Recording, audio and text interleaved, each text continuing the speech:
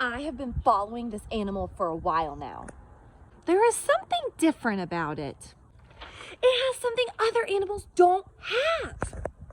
I am going to try and catch it.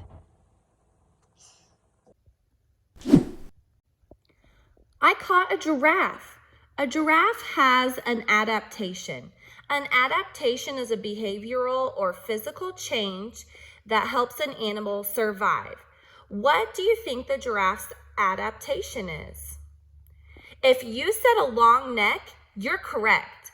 A giraffe has a long neck so it can eat the leaves off of the tall trees. That is the giraffe's adaptation. I wonder if I can catch any more animals with adaptations. Look, there's one now. I caught a turtle. A turtle's adaptation is its hard shell. Its hard shell protects it from predators. Can you believe all of these cool features that these animals have?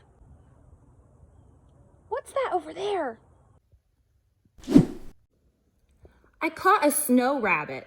A snow rabbit's white fur is an adaptation that helps it blend in with the snow so that it can stay safe from predators.